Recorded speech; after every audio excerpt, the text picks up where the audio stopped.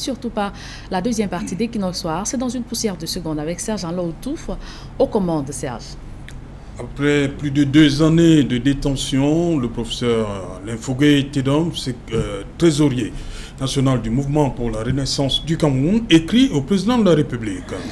Malgré les appels incessants du groupe de travail de l'ONU pour la libération immédiate et sans condition des 62 militants du mouvement pour la renaissance du Cameroun encore en détention dans les prisons de notre pays, le gouvernement camerounais est resté muet tel une carpe. Face à ce silence, Serge Alain Autou, le trésorier national du MRC ou de parti de Maurice Kamto, a adressé une correspondance au chef de l'État Paul Biya dans laquelle il l'accuse d'être le principal responsable politique et pénal de leur détention arbitraire. Il faut rappeler, Serge Alain Autou, qu'Alain Fogué et autres militants de cette formation politique de l'opposition ont été condamnés à 7 ans de prison ferme pour les marches pacifiques de septembre 2020. Voilà, madame, monsieur, c'est dans l'essentiel qui nous soit en deuxième partie. Bonne soirée à vous, Julien. Très bonne soirée à vous. Rendez-vous demain. 20h. Dans un instant, donc, la suite, et qui nous soit en compagnie de Paul Eyoum, Serge-Henri Kelbé, Aloïs Onana et Emmanuel Kougné.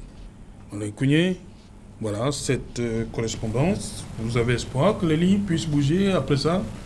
Non, il n'y a que le président Biya qui pourra décider, puisque nous savons que nos camarades qui sont retenus dans les prisons du Cameroun sont des otages.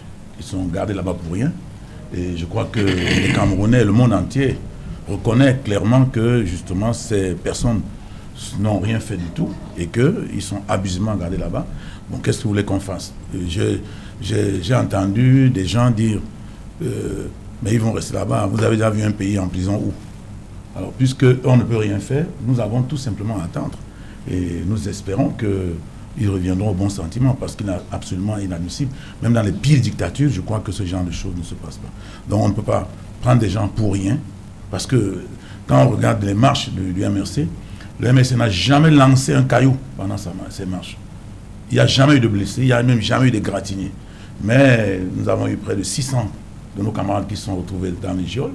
Et puis, bon, aujourd'hui, on nous a donné une autorisation pour une manifestation à Yaoundé, au camp SIC de Mendon. J'espère que nous donner une autorisation voudrait dire qu'ils ont enfin compris et que, incessamment, ils vont libérer le professeur Fogué, Bibou Nissak, Salomon Beyas et tous les autres, n'est-ce pas, qui traînent là-bas pour des raisons absolument inavouées. Parce que c'est des décisions politiques qui ont été transformées en décisions judiciaires. C'est-à-dire que c'est le politique qui a donné l'ordre judiciaire de garder nos amis. Et nous pensons que c'est très abusif. Et si on est dans un état de droit, il n'y a pas de raison que nos amis soient là. S'ils continuent à être en prison, ça ne peut confirmer que la thèse de la dictature dans laquelle nous vivons.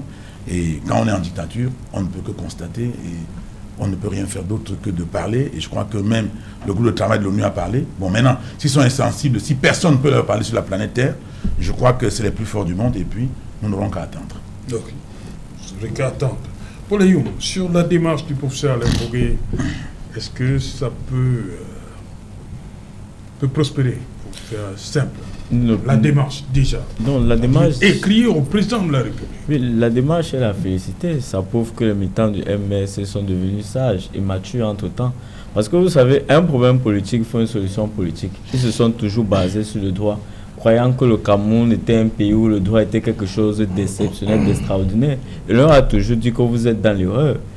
Le problème que vous avez, c'est un problème qui est politique et vous devez le gérer politiquement. Et on leur a dit dès le départ, avant même qu'il y ait les condamnations, qu'il fallait, même pour la forme, écrire au chef de l'État pour lui dire que voici ce qui s'est passé. C'est pourquoi je parle donc de la démarche. Tout à fait, c'est une démarche qui a salué. Maintenant, on peut espérer qu'elle prospère parce que vous savez que lorsque, par exemple, le professeur Maurice Kamto avait été arrêté, le chef de l'État était aussi de ceux-là qui avaient demandé forcément, parce qu'on ne pouvait pas libérer sans l'aval du président de la République, la libération. Mais il y a quand même aussi une autre chose qui dérange, c'est la notion d'état de droit. Si il faut tout le temps, parce que je ne parle pas seulement pour le cas de leur procès qui peut être qualifié de politique, entre guillemets, étant donné que c'est dans le cadre des démarches de l'action politique en réalité, vous savez, c'est quand même embêtant que des magistrats dans un pays ont des procès, parfois entre guillemets des dossiers, parfois entre guillemets vides. on donne des condamnations et tout, et c'est le chef de l'État qui vient ensuite en dernier ressort. Ça donne l'impression que les magistrats sont inutiles, en réalité. Vous comprenez un peu? C'est-à-dire que même lorsqu'on sort du champ politique, on va ailleurs. Donc, à un moment donné, il faudrait que les personnes aussi comprennent que ces magistrats-là, on doit tous ensemble nous battre pour leur donner une certaine autonomie pour leur plus arriver à ce cas, parce que là c'est encore décrédibiliser la justice. C'est comme, et à chaque fois on va venir présenter le chef de l'État comme un sauveur. Or ce n'est pas l'individu qui doit être le sauveur, ça doit être l'État, c'est-à-dire l'institution qui est la justice. Et donc nous sommes contents de voir que les militants du MS aujourd'hui aient entamé ces démarches. Et nous souhaitons reconnu au président, non? Non, je ne discute pas sur la légalité. Je discute sur la forme, parce que ailleurs, vous allez prendre combien de cas de présidents de la République qui sont venus, qui ont pris un décret pour la libération des personnes? Non, parce que les institutions sont fortes. Donc je parle du fait qu'il faut amener l'institution de la justice à être beaucoup plus forte que les individus. Donc on n'est plus à faire recours au président de la République, mais que la justice soit libre, indépendante et qu'elle rende des procès équitables et approuvés par le peuple. Ok. Alors, Sonana, professeur Alain Fogué, voilà, président Biya.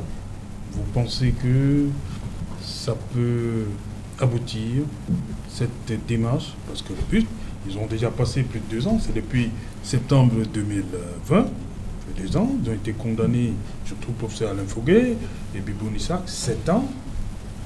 Vous pensez qu'ils vont aller jusqu'au bout de 7 ans? Alors, je suis un peu embarrassé. Je ne sais pas à qui s'adresse la lettre de M. Fogué. Je crois que quand j'ai lu le courrier, il doit remettre en cause quelque part l'élection qui aurait été émaillée de fraude. Il vous souvient quand même qu'à un moment donné, l'OMC avait remis en cause l'élection présidentielle en question, avait revendiqué la victoire. Et donc, la question c'est comment est-ce que vous demandez la liberté à quelqu'un que vous n'avez pas tout de suite reconnu comme étant le vainqueur de la présidentielle. D'où ma question donc. Est-ce que le fait d'écrire, c'est reconnaître? Donc, une fois cette équivoque-là, cette question-là posée, on s'est dit, bon, ok, on passe dessus, on s'est dit, enfin, ils reconnaissent de manière implicite que, en fait, le vainqueur, le chef, c'est lui qui avait remporté, c'est Paul Biya. Et donc, ça peut prospérer, c'est à lui de le savoir. Je pense que très souvent, on l'appelle le père de la nation, et qu'au regard de son expérience politique, au regard de sa magnanimité, il peut décider quand il veut, comme il veut, parce que la loi, je pense bien, le lui autorise. Il peut donc élargir les militants du MLC, mais les garder encore, je pense que c'est un message qu'on veut leur passer. L'État, Paul, il peut bien les demander qu'ils soient libérés, mais on les garde, question de passer un message fort. Il faut très souvent agir. Est-ce qu'ils n'ont pas assez, je ne vais pas dire subi comme ça? Voilà. Est-ce que le message, si vous dites il y avait un message passé, ils ont justement justement, je pense que pour aller plus loin, je pense que oui, ils ont assez bien subi, comme vous l'avez dit, et que on l'a rappelé, les interviews de Paul Biya vraiment sont rares, et l'un des mots, les engagements les plus connus, c'est d'avoir amené la démocratie et la prospérité. Au moins là, on a un cas d'acte politique qui voulait en quelque sorte revendiquer la démocratie, et donc je pense pour l'histoire, on peut à un moment donné effacer toutes les erreurs du passé, et étant donné que nous voulons garder la démocratie qu'il a tant prônée, eh bien, il n'est pas mauvais que par souci démocratique qu'il élargisse les 62 membres du MLC. Maintenant, élargi, oui, mais rester toujours dans la légalité. J'ai vu Emmanuel sauter de joie parce qu'apparemment ils ont eu l'autorisation d'organiser un meeting. Voilà, et donc ils ont dit qu'ils vont prendre d'assaut. Ils vont prendre d'assaut. Venir tous au précipitamment, pour jouir, pour respirer l'air, parce qu'on étouffe. Mais quand même, on doit quand même, dans une démocratie confirmée, comme celle, je suis entre guillemets, je voulais ajouter, parce qu'en fait, quand on évoque la démocratie au Cameroun, il y en a qui la célèbrent parce qu'ils la voient devant leur porte, il y en a qui estiment qu'on est encore des années-lumière, on ne peut pas encore parler de la démocratie. Donc, ces deux perceptions font qu'on se dit, bon, voilà, écoutez, quand même, on a des attributs palpables, mesurables de la démocratie qui existent, même si le plus crucial a encore de la peine à être accepté, c'est-à-dire l'alternance au pouvoir, on hésite encore à l'accepter, mais moins sur la forme, on a quelques attributs qui font que nous soyons un peu différents des autres. Et vu ainsi, qu'est-ce qu'il faut à mon avis? Il faut plaider pour la cause des militants du MRC et qu'ils retrouvent, si possible, l'air frais de la liberté. Voilà. Ouais, pour vous faire... À la suite, peut-être Emmanuel Kougné qui disait qu'ils vont prendre d'assaut. Maintenant, il y a... lors de notre séjour à Yaoundé, Willy Mengue disait qu'en 2025, le MRC va entrer à l'Assemblée nationale avec tambour et trompette.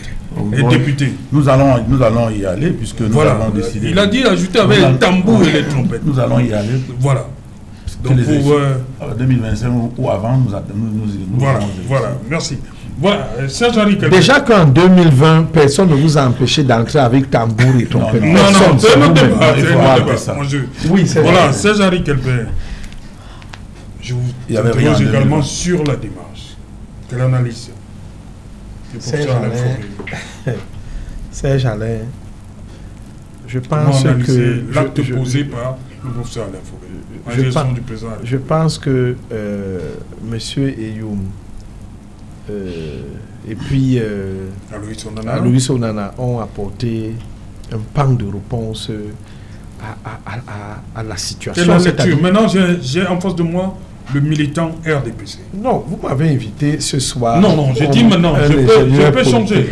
Non, c'était pour la première partie. Voilà. Maintenant, nous sommes enlève ton masque.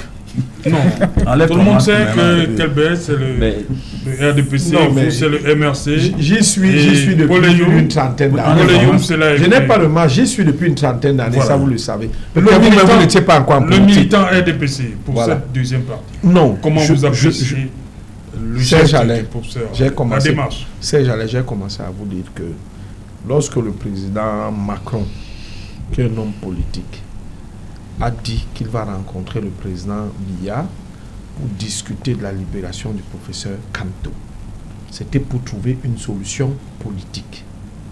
Et je pense qu'à l'issue de leurs échanges, le président Kamto et ses autres camarades du top management à l'époque de votre structure politique ont été libérés. Ce n'est pas ce que Macron a dit, exactement ce qu'il a dit. Il a discuté avec le président Macron. Dis ce que Macron a dit. Non. Macron a dit, si tu ne libères pas Kamto, tu ne... Non, vous étiez là. Vous étiez là. Si vous libérez, tu vas habiller. Vous pensez que vous donnez des injonctions à un chef d'État? À un chef d'État, fut-il de Madagascar ou bien je ne sais pas ce qu'il a dit. Non, monsieur Kougné. Vous êtes excessif, je vous ai toujours dit ça. Au SDF, vous étiez encore même un peu tempéré. Mais j'ai l'impression que depuis que vous avez viré de bord, vous êtes devenu... Tu ne peux pas me juger. Non, j'ai fait des plateaux avec vous quand vous étiez dans le SDF. Tu ne peux pas me juger. J'ai fait des plateaux avec vous quand vous étiez dans le SDF. À la radio comme à la télé. Mais j'ai l'impression que vous avez muté. Vous changez. Heureusement que c'est une impression. Non, mais puisque je vous le dis, laissez-moi... Ça veut dire que peut-être tu te trompes. Donc peut-être tu te trompes. Je confirme que vous êtes devenu virulent, violent. Et c'est pas comme ça qu'on fait la politique. Les gens 7 ans en prison. Non, mais laissez-moi. C'est plus violent que quoi? Qui a fait 7 ans? Mais c'est une condamnation. Ils sont les premiers. Donc, femmes et enfants, vous allez jeter en prison. Ils sont les premiers. C'est violent, c'est même très violent. D'accord. Donc, vous ne pouvez pas dire que les gens... Continuez donc comme ça. Monsieur, force reste à la loi. Vous comprenez? C'est la loi qui... Oui, force reste à la loi. Nous sommes dans un pays où réglementé par des lois. Une loi antiterroriste pour l'opposition. Vous n'avez jamais jugé un terroriste. Il n'y a que les membres de l'opposition. Il n'y a que les membres de l'opposition. Mais il n'y a eu aucun terroriste. Dans cette prison-là, il n'y a que les membres de l'opposition qui sont jugés par des lois antiterroristes. Il n'y a que les membres de l'opposition. Vous êtes sûr cette loi n'a jamais... qu'il n'y a pas d'autres ambassadeurs, il n'y a pas d'autres personnes? Vous avez condamné quelqu'un de Boko Haram avec cette loi? Monsieur Kougné, il faut arrêter. Laissez-moi développer et répondre à Serge Alain.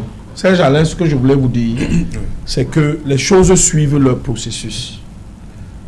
Le président Maurice Kamto, pour qui j'ai beaucoup d'estime, et j'ai toujours dit, vous connaissez, que même l'incident qui s'est passé à la Vallée des Princes, lorsqu'il a été privé de mouvement de liberté, j'ai pris parti en disant que dans une démocratie telle que le président Biya l'a définie, je n'étais pas d'accord. Je peux vous dire que en ce qui s'agit de vos deux camarades, M. Bimoum et Alain Fauré, moi j'ai estimé que c'est un enlèvement.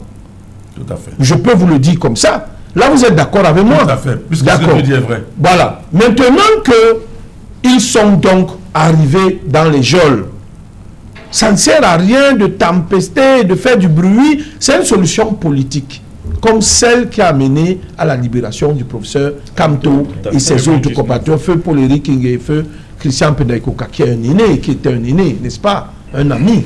Je veux donc vous faire comprendre que aujourd'hui, que la correspondance est adressée au président de la République en espérant qu'elle va arriver sur sa table.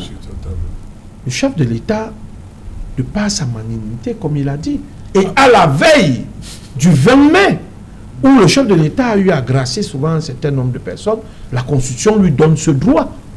Et je pense que vos avocats ont dû prendre cette brèche-là en disant, à l'occasion faisant le larron, on peut profiter pour... Mais ce qui est bien avec vous, M. Kounié, vos camarades, certains, c'est que vous comprenez finalement que le pouvoir, lorsqu'on a le pouvoir, tel que M. Biya est là depuis 40 ans, mais c'est lui qui décide. Parce que la Constitution lui confère un certain nombre de pouvoirs. Et vous ne pouvez pas, comme vous l'avez fait pendant 6 mois, 8 mois, presque 1 an, dire que c'est votre tireur de pénalty qui a gagné. Mais alors que... Est-ce qu'il faut gagner pour avoir le pouvoir? Je dis que... Il y a des gens qui... gagner les élections et avoir la réalité du pouvoir, c'est deux choses différentes. Mais vous pouvez ne pas gagner les élections et avoir le pouvoir. C'est pas les élections qui Monsieur Biya, le président de la République du Cameroun, le président national du RDPC, nous savons qu'il a le pouvoir. Non seulement il a le pouvoir, vous n'avez aucun. Il a le pouvoir. Moi, c'est un vieux débat. C'est lui qui est au palais, le palais d'études. Quand en 2025, vous allez encore refuser d'aller aux élections, vous allez encore vous mettre en savez pas pourquoi. Et vous n'aurez pas de député pour changer les lois au Parlement. Aucun conseil, vous n'en savez rien. Venez aux élections, on vous attend. C'est votre problème. Ce que je voulais vous dire, Serge Alain, la démarche est bonne, elle est salutaire. Et j'espère que le chef de l'État, à la veille du 20 mai, où la Constitution lui donne le pouvoir d'élargir un certain nombre de personnes, fera un geste. Nous tous, nous souhaitons que le président de la République le fasse, parce que c'est un père de famille. Merci. Et aujourd'hui, ce n'est plus, on ne bouscule plus un homme, un monsieur de cet âge. On ne bouscule plus. Il fait ce qu'il veut quand il veut. Quand on est au pouvoir, on mérite d'être traité. Merci Manuel Kounié, merci Aloïse. Merci à vous. Merci Paul. Merci Serge Alain. J'invite Aloïse Onana, lui qui appelle les investisseurs nationaux, d'aller mener l'enquête où sont passés les 3 milliards de la SMIC, parce que beaucoup de privés ont investi, mais on ne sait pas où l'argent est passé. Merci, va vous répondre. Merci Serge-Henri Calbert. Ça a été un plaisir, Serge Alain. Voilà, madame, monsieur, nous sommes arrivés au terme de ce numéro Equinox. On se retrouve demain à partir de 19h. Bonsoir, le professeur Alain Foguet te donne.